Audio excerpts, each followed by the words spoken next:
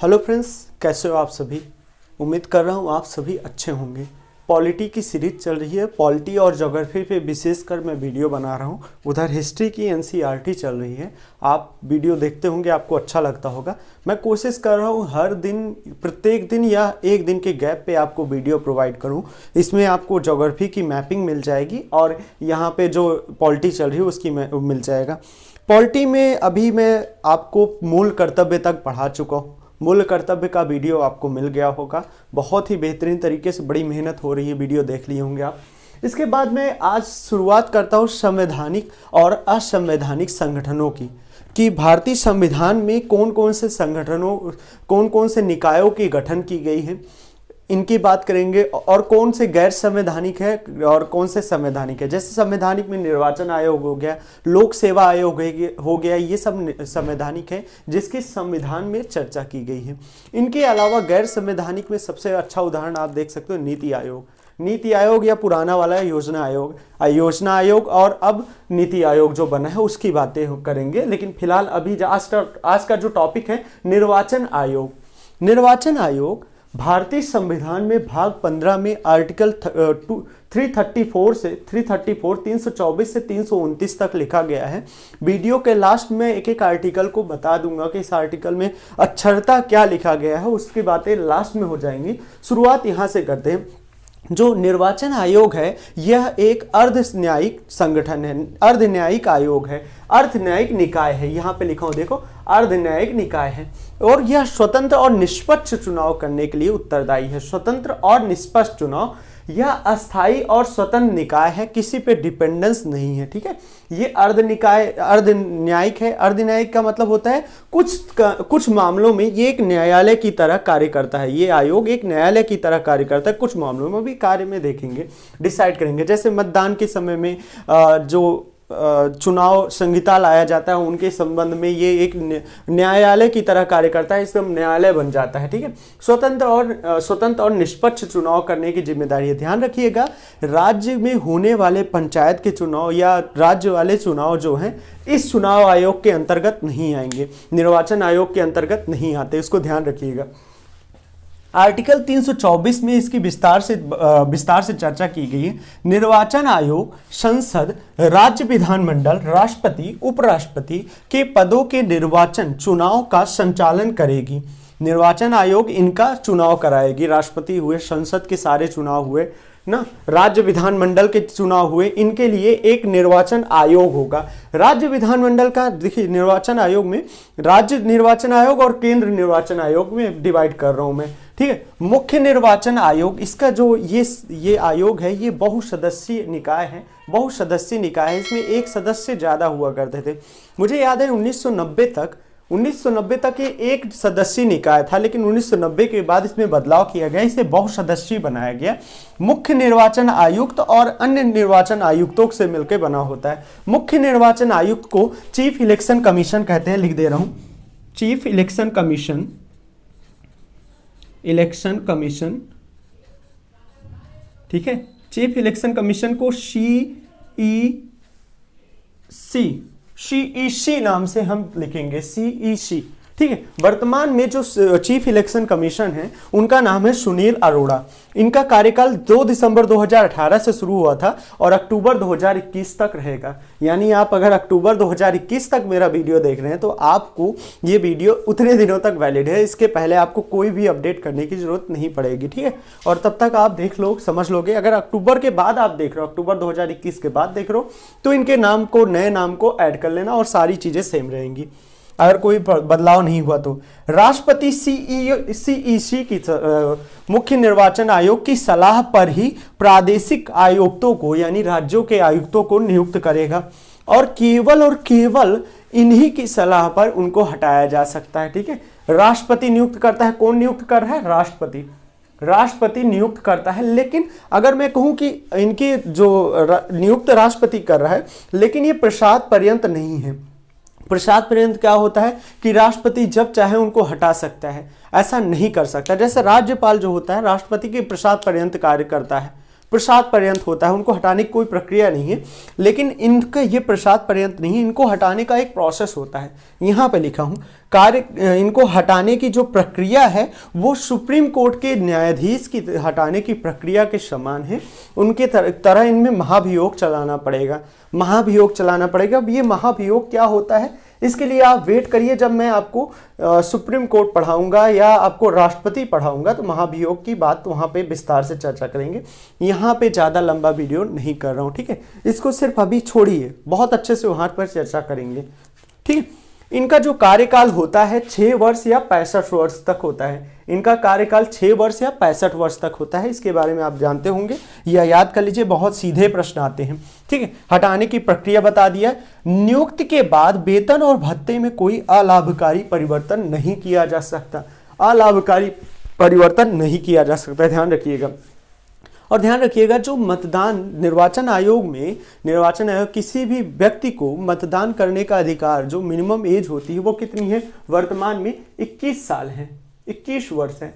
लेकिन अभी 1988 के पहले 21 वर्ष नहीं था, ये 18 साल था। 18 वर्ष से 21 वर्ष किया गया कब, 61वें संविधान संशोधन 1988 में इसको 21 वर्ष किया गया, जो 1989 से मतलब प्रभावी हुआ। चलिए अब देखते हैं निर्वाचन आयोग के कार्य क्या हैं, निर्वाचन आयोग में क्या क्या चीजें संवैधानिक है क्या नहीं है। अगर मैं बात करूं एक चीज, हाँ, नियुक्ति का प्रोसेस कह दूं, कार्यकाल, सेवा और शर्तों का निर्धारण कह दूं और कार्यकाल कह दूं, ये तीनों संविधान में नहीं लिखी गई हैं। इसका निर्धारण राष्ट्रपति करता है। कौन कौन से, नियुक्ति हो गया, कार्यकाल हो गया, इनके निर्धारण राष्ट्रपति करती है, ठीक है। राष्ट्रपति कार्यपालिका मंत्रिपरिषद की सलाह पर करेगा, उसके बारे में करते हैं। चलिए निर्वाचन आयोग के कार्य देख लेते हैं और परिसीमन आयोग देख लेते हैं। आयोग के कार्य क्या क्या हैं, मैंने 10 पॉइंट में लिखा है। मुख्यतः चुनाव आयोग के यही 10 कार्य हैं। क्या कार्य हैं कि निर्वाचन परिसीमन आयोग यानी संसद की अनुशंसा पर निर्वाचन क्षेत्र का निर्धारण करना, उसका परिसीमन करना। परिसीमन क्या होता है, अभी परिसीमन आयोग की बात करता हूं। परिसीमन आयोग क्या होती है, परिसीमन क्या होती है, देखिए लिखा हूं यहाँ पे। दूसरा, समय समय पर निर्वाचन की नामावली तैयार करना, जैसे आपकी नामावली तैयार करना कि कौन निर्वाचन बैठ सकता है, कौन मतदाता है और कौन चुना जाएगा, इन सब को निर्धारण करना भी इसी का कार्य है। समय समय पर समय सारणी यानी टाइम टेबल बनाना निर्वाचन का, और निर्वाचन तिथि का डिसाइड करना, निर्वाचन तिथि की डिसीजन लेना निर्वाचन आयोग का काम है। दलों को मान्यता प्रदान करना, उनके चिन्ह को डिसाइड करना, उनको चिन्ह प्रदान करना, साथ ही उनके राष्ट्रीय राज्य स्तर की पहचान करना कि राज्यीय दल है कि राष्ट्रीय दल है, छोटा दल है, बड़ा दल है, ऐसे निर्धारण करना। विवादों पर न्यायालय की तरह कार्य करना, जो अभी मैंने बताया कि अर्ध न्यायिक निकाय है। मैंने कहा ना कि अर्ध न्यायिक निकाय है, अर्ध न्यायिक निकाय है। मैंने बोला कि विवादों पर न्यायालय की तरह कार्य करना, जो कोई भी विवाद आ गया चुनाव आयोग के पास, चुनाव से संबंधित, उसका निर्धारण चुनाव आयोग करेगा, उसके लिए ये न्यायालय की तरह कार्य करेगा, अर्ध न्यायिक न्यायालय की तरह कार्य करेगा। इसके लिए ये अधिकारी भी नियुक्त कर सकता है, जांच भी बैठा सकता है चुनाव के संबंधित कोई भी विवाद होने पर। दूसरा, अधिकारियों की नियुक्ति करना, जैसे कुछ अधिकारी जैसे कि चुनाव की जांच करने के लिए बैठा दिए, या किसी क्षेत्र में चुनाव होना है तो उस पर अधिकारी नियुक्त कर सकता है, कौन, निर्वाचन आयोग नियुक्त कर सकता है, चीफ इलेक्शन कमीशन नियुक्त कर सकता है, ठीक है। और राज्य में भी सेम कंडीशन है, राज्य चुनाव आयोग की भी सेम कंडीशन, बस वो उनकी सीमा राज्य वाली हो गई। सब में राज्य जोड़ दीजिएगा और सारी चीजें सेम है। आचार संहिता का निर्धारण करना कि आचार संहिता क्या होना चाहिए, कितने क्या क्या चीजें हैं, मतलब एक कह दूं ना कि निर्वाचन मतदाता जो हैं उनको और जो वोटर हैं, उम्मीदवार हैं, उनको एक नियमावली दी जाती है कि आप इसके परे ये चीजें नहीं कर सकते। कुछ टर्म्स एंड कंडीशन दिया जाता है आचार संहिता में।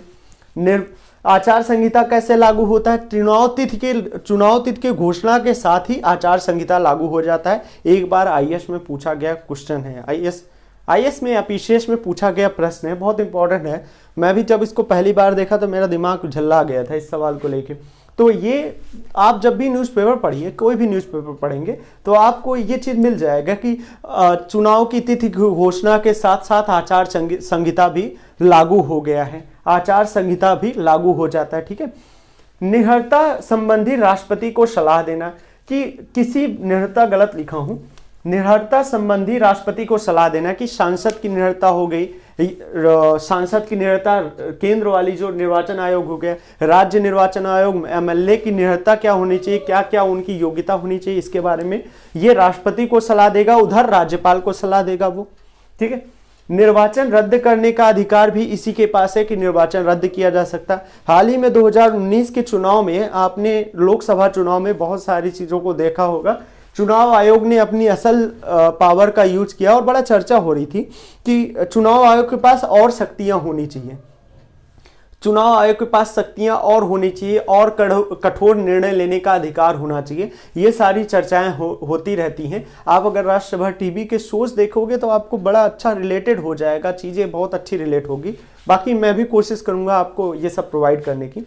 निहरता संबंधी राष्ट्रपति को सलाह हो गया, निर्वाचन रद्द करने का अधिकार हो गया, राष्ट्रपति शासन लागू होने के 1 वर्ष के अंदर निर्वाचन कराने के लिए राष्ट्रपति को सलाह देना कि 1 वर्ष हो गया सर मुझे निर्वाचन कराना है, या कंडीशन क्यों कंडीशन मतलब निर्वाचन लायक कंडीशन है या नहीं है, इसकी भी सलाह राष्ट्रपति को देना, केंद्र सरकार को देना या राज्य सरकार को देना।